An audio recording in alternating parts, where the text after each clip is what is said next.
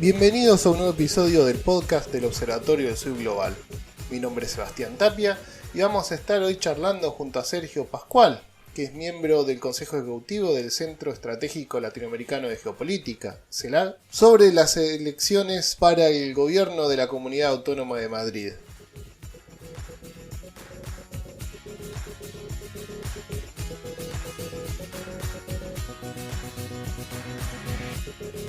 Hola Sergio, ¿cómo estás? Bueno, bien, se vota el martes, un fin de semana anómalo para un preelectoral, pero bien. Yo creo que las cartas están echadas y con ellas la suerte, así que veremos a ver qué pasa. Cuéntame. Sí, Sergio, te quería empezar por preguntarte cómo ves el escenario preelectoral, ¿no? Unas elecciones muy importantes, o por lo menos en verdad son elecciones locales, pero que se le haga una proyección nacional, en especial por la jugada de Pablo Iglesias de dejar el gobierno nacional para participar en ella. ¿Cómo ves la situación? Bueno, son unas elecciones a la comunidad autónoma, ¿no? Que es el equivalente a la gobernación, ¿no? Allá en Argentina de la Comunidad de Madrid. La Comunidad de Madrid incluye a 7 millones de habitantes, más o menos el doble de lo que sería el municipio capital, ¿no? Madrid, y tiene una relevancia extraordinaria. Bueno, lo entenderéis bien allá en Argentina, porque la capitalidad de alguna manera marca la agenda política de todo el país, ¿no? Lo que un atasco en el centro de Buenos Aires se sabe hasta en la Patagonia, pues, pero un atasco en Córdoba solamente se enteran los cordobeses, ¿no? Bueno, acá en España pasa exactamente lo mismo, ¿no? Entonces lo que ocurre en Madrid de alguna manera irradia al resto del país.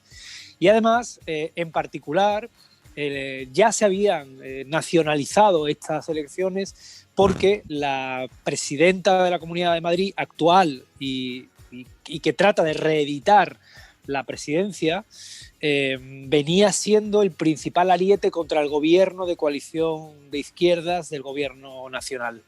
Es el poder institucional más alto que tiene la derecha en este momento, es precisamente ese, ¿no? El del gobierno de la Comunidad de Madrid, y desde ese gobierno, especialmente en torno a la cuestión de la pandemia, se había hecho y se venía haciendo y se sigue haciendo oposición durísima al gobierno nacional. Ha sido muy sintomático y muy llamativo cómo se negaba a la Comunidad de Madrid a aplicar determinados tipos de toques de queda, de cierres perimetrales, etcétera, etcétera, ¿no? Ha hecho una labor muy activa de oposición en ese sentido, y por lo tanto el hecho de que hubieran unas elecciones en la Comunidad de Madrid era para toda España, a todas luces, una evaluación sobre qué pensaban los ciudadanos sobre esa conducta radicalmente opuesta a la que venía desarrollando el gobierno nacional, ¿no? Esa es la razón por la cual la situación, digamos, se convierte en central para todos los partidos políticos de ámbito estatal. Además, esas elecciones vienen justo después de un intento del Partido Socialista junto con Ciudadanos, que es un partido liberal de centro, o que al menos juega al centro izquierda, centro derecha, en función de sus alianzas. Venía precedida de un intento de estos por quitarles el gobierno de otra comunidad menor, de Murcia en concreto, a la derecha. Y de alguna manera eso ha hecho que estas elecciones también se lean en esa clave nacional, porque se está jugando la vida a ese partido liberal de centro que se llama Ciudadanos, y que probablemente desaparezca del escenario político español después de estas elecciones madrileñas, ¿no? Como ves, todo se confabulaba para que fueran unas elecciones nacionales.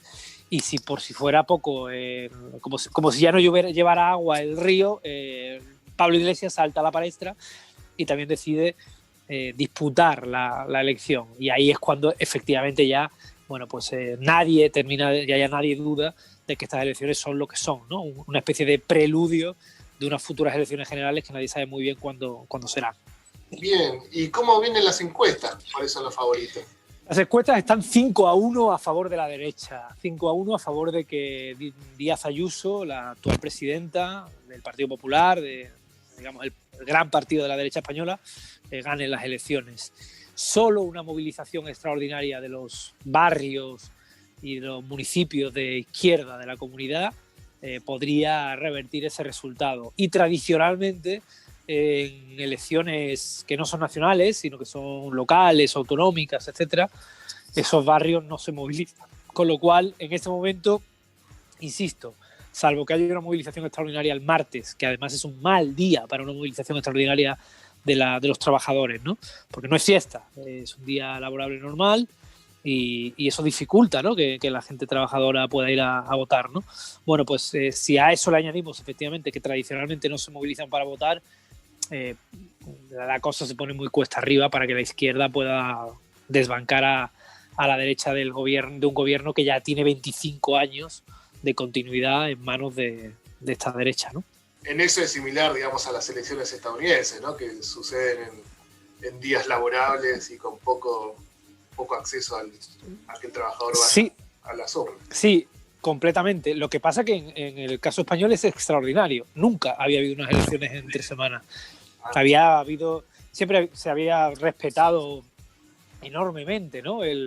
La convocatoria para que coincidiera con un domingo, ¿no? Incluso cuando ha habido convocatorias extraordinarias, los presidentes que convocaban esas elecciones extraordinarias se preocupaban de hacerlo de tal manera que los días que hay que contar hasta la elección desde el momento de la convocatoria pues la hicieran coincidir con un domingo, ¿no? Que es la tradición española. Y sin embargo Díaz Ayuso en eso también ha sido trampista, ¿no? No le ha importado poner las elecciones un martes para dificultar todavía más a los trabajadores, a las clases populares que puedan ir a votar. ¿Y la participación en cuánto suele rondar en las elecciones? Bueno, la participación en las elecciones autonómicas está normalmente en torno a los 60%, punto arriba, punto abajo.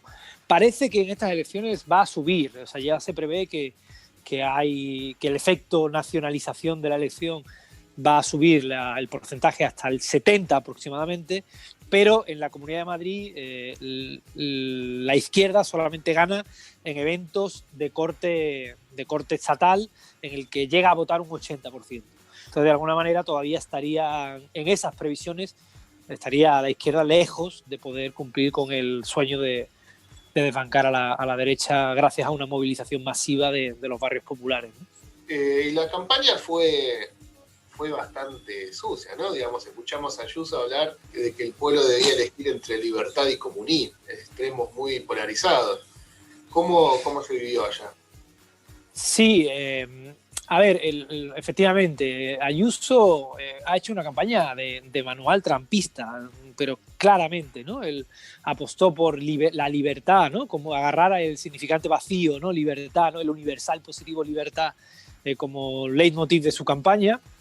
Lo conectó con esta idea suya de que ella era la que se opuso permanentemente al gobierno central, que quería restringir el horario de los restaurantes, que quería limitar la movilidad de los ciudadanos para evitar que el virus se propagara, ¿no? Ya sabemos que es la única forma de evitar que el virus se propagara, y ella durante el año anterior había estado trabajando esa idea de que no hacía falta, ¿no? Restringir de ninguna manera el movimiento de los ciudadanos y que por lo tanto ella era la adalid de la libertad, ¿no? Entendida en ese sentido reduccionista del concepto de libertad, ¿no? Y cabalgando esa apropiación de ese concepto que había venido ganando a lo largo del último año, sin ningún tipo de adversario en la disputa por la apropiación del concepto, esgrimió esa idea, ¿no? de libertad como eje central de su campaña. Y le opuso, al principio le opuso el socialismo, luego le opuso comunismo, luego vio que eso no funcionaba y simplemente se quedó con el mantra de libertad. Yo soy la libertad, ¿no? Libertad para cualquier cosa, ¿no? Su campaña es absolutamente vacía, simplemente es ese llamado a la libertad y esa asociación de ella con la libertad. No se ha discutido en esta campaña en absoluto de cuestiones como, si no tienes educación, difícilmente vas a tener libertad para acceder a cualquier tipo de... No, tu oferta de laboral va a ser mucho más estrecha y por lo tanto tu libertad se va a reducir a elegir entre opciones muy, muy pequeñas, ¿no? muy angostas, ¿no? Si no tienes una sanidad pública, tu libertad te va a servir de muy poco porque vas a estar enfermo y te va a tocar quedarte encerrado en tu casa, pero porque estás enfermo y nadie te cuida, ¿no? O sea, esta idea, ¿no? de la libertad positiva y la libertad negativa de Isaiah Berlin, ¿no? No se ha discutido hasta casi el final de la campaña, cuando desde mi punto de vista ya era muy tarde, ¿no? Ya Ayuso se había quedado con ese significante y con ese universal. Y la izquierda durante una semana, esta última semana de la campaña, trató de oponerle el fascismo, ¿no? La amenaza del fascismo como la principal amenaza que se cierne, de hecho, sobre los madrileños si gana Díaz Ayuso y tiene que gobernar con Vox, con el partido de extrema derecha, que tendrá suficientes diputados como para poder apoyarla, porque Ayuso no va a poder gobernar en solitario, va a necesitar el apoyo de la extrema derecha.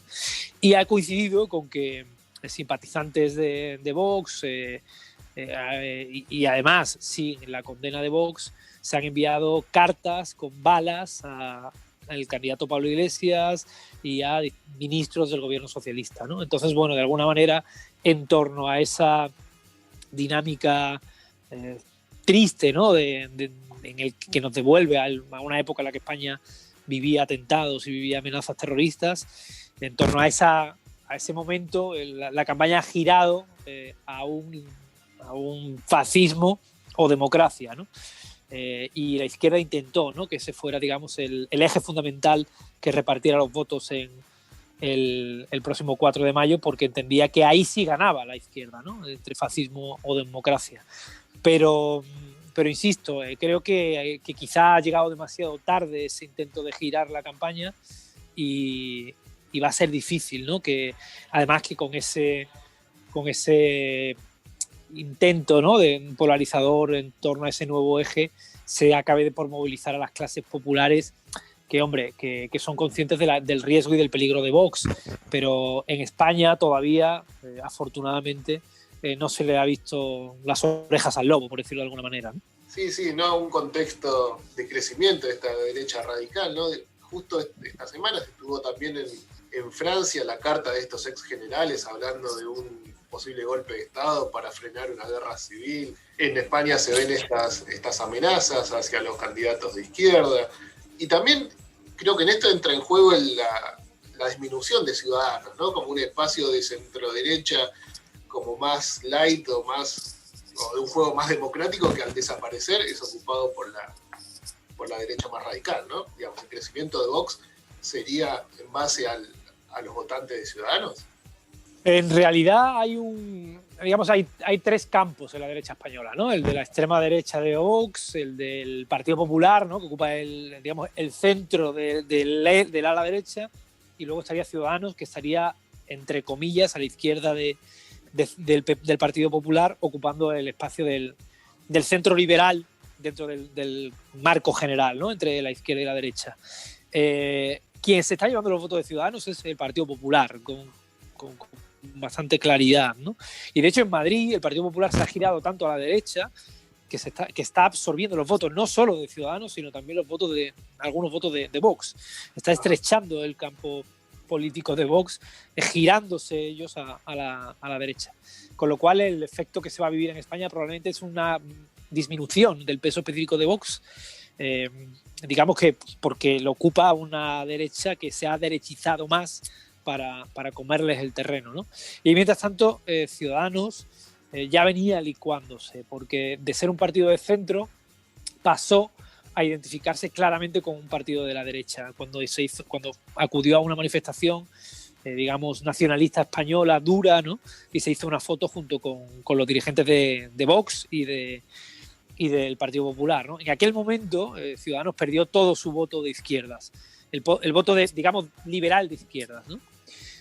O de centroizquierda, si lo queremos llamar así, y se quedó como un partido de derecha más. Y el problema que ha tenido es que cuando ha querido volver al centro ya nadie se lo creía, y ahora que está volviendo al centro ya ni siquiera los votantes que le quedaban de derecha quieren seguir con ellos, ¿no? Con lo cual es un partido, digamos, que ha perdido, a base de bandazos, ha perdido su base social, y creo que va a desaparecer.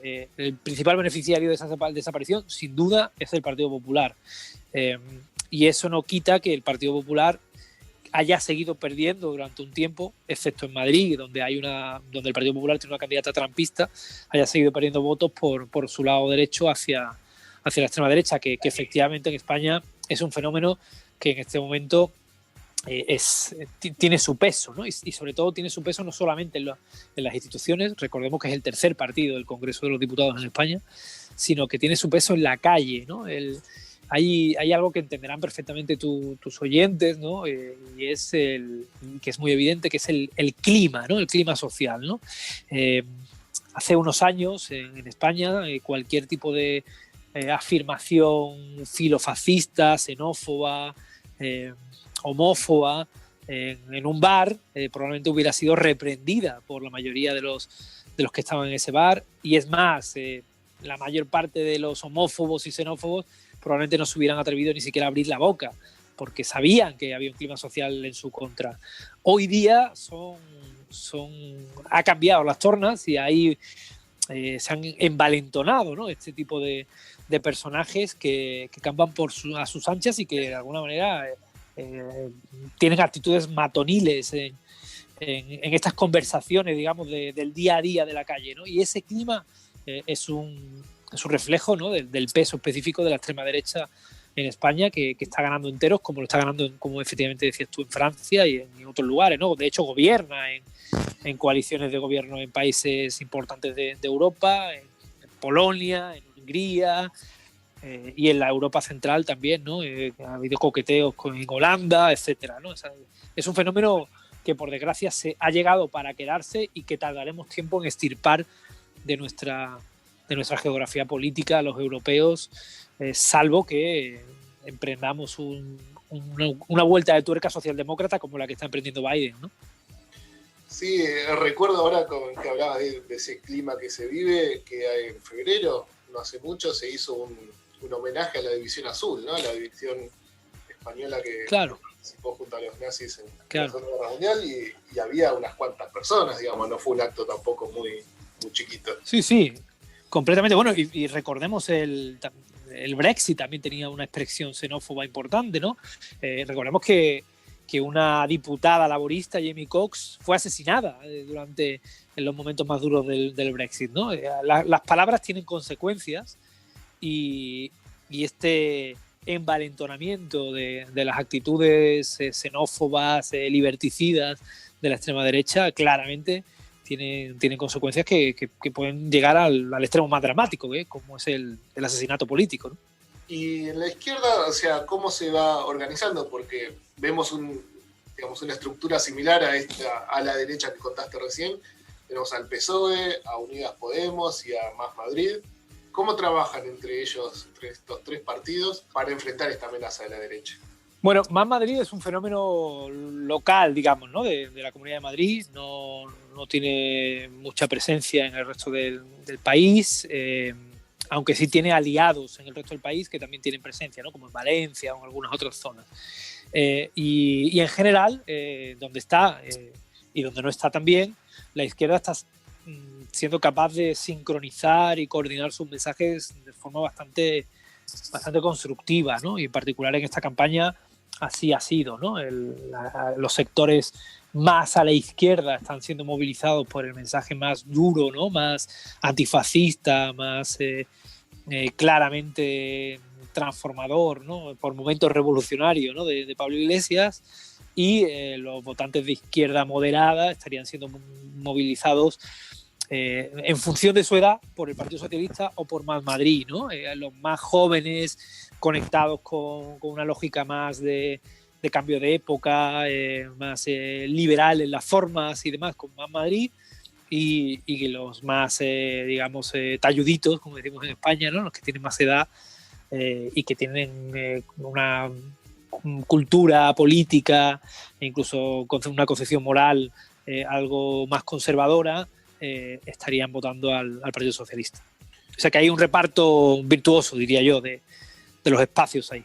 Y en cuanto a esta libertad que promueve Ayuso, ¿no? Digamos, esta libertad de no acatar las medidas para controlar el coronavirus, ¿no? Digamos, básicamente pasa por ahí, ¿no? Resistirse al uso de barbijo o a las restricciones horarias. Sin embargo, se llama elecciones en medio de la pandemia. ¿Hay medidas que se hayan tomado para que el comicio no se convierta en un evento de transmisión del coronavirus? Bueno, no hay medidas distintas a las que se han tomado en otras elecciones que hemos tenido en España, ¿no? En España ya son varias de las elecciones que se han celebrado en tiempos de pandemia, en Cataluña, en Galicia, en Euskadi, y básicamente lo que se hace es pues adoptar medidas de uso obligatorio de gel hidroalcohólico, distancia social en los colegios electorales y poco más, ¿no? Distancia social también de los vocales y presidentes de mesa. Esas son un poco las directrices que se dan, y tengo que decir que en las 3 elecciones que se han celebrado en España en este tiempo de pandemia nunca se han visto repuntes de los contagios después de los eventos electorales, con lo cual no hay digamos, temor o un temor específico a que pueda pasar esto, ¿no? Lo que sí hay es una crítica a la irresponsabilidad de quien tiene que estar gestionando la pandemia por convocar elecciones en un momento crítico como este. Pero claro, como que las convoca de alguna manera, desprecia la pandemia, ¿no? Eso es nuestra Bolsonaro, nuestra Trump, ¿no? Pues bueno, a ella no le importa demasiado, ¿no? Haberse lanzado a esta operación con la finalidad fundamental de cargarse a Ciudadanos y quedarse con sus votos y con sus diputados, claro. ¿Y cómo está la situación de COVID allá? A ver, estamos en una cuarta ola que tiene unas dimensiones cualitativamente inferiores a las olas anteriores. La movilidad social restringida de Semana Santa, que fue la primera vez en la que efectivamente se redujo la movilidad drásticamente, logró que el repunte no haya sido tan alto y que en este momento estemos de media nacional en 250. Pero hay una enorme variabilidad en función de las zonas del país, ¿no? Las zonas más afectadas en este momento son Euskadi y Navarra, que son frontera con Francia, y Francia tiene unos números aterradores en este momento.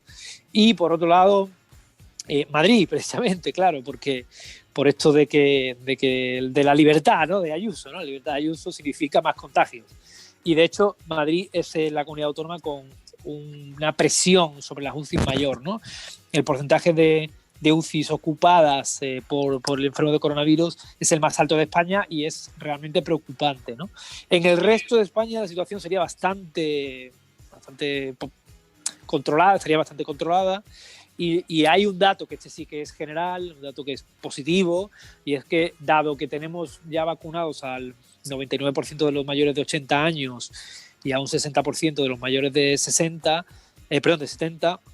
la morbilidad, la mortalidad ha caído muchísimo en España, afortunadamente, ¿no? O sea, los contagios no han caído tanto, pero la mortalidad sí. Bien, esas son buenas noticias. Nosotros estamos en nuestra plena segunda ola, que es más fuerte que la primera, ¿no? Digamos, con muchas de estas nuevas versiones que vinieron de Brasil, de Gran Bretaña. Estamos en nuestro peor momento, pero sin embargo tenemos un panorama similar, ¿no? Digamos, el área de mayor contagios y de mayor ocupación de camas de terapia intensiva es exactamente la ciudad de Buenos Aires y el área metropolitana. Eso nos está dando también una discusión similar entre el gobierno de la ciudad y el gobierno nacional, como sucede allá entre España y Madrid, digamos. Claro, ahí nada, la verdad, lo único deciros que la única solución a todo esto es acelerar los ritmos de vacunación y tratar de asumir que efectivamente si no se reduce la movilidad, no se reduce la transmisión del virus, ¿no? Esto está más que demostrado, ¿no? Es quizás de las pocas cosas demostradas, ¿no?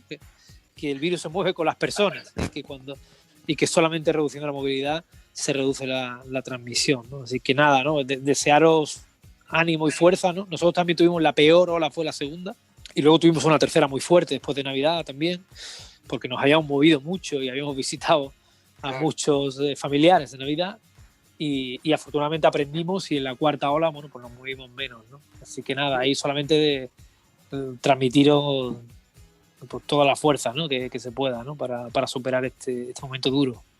Gracias. Muchísimas gracias, Sergio, por haber dado gracias a ti para saber cómo está la situación por allá.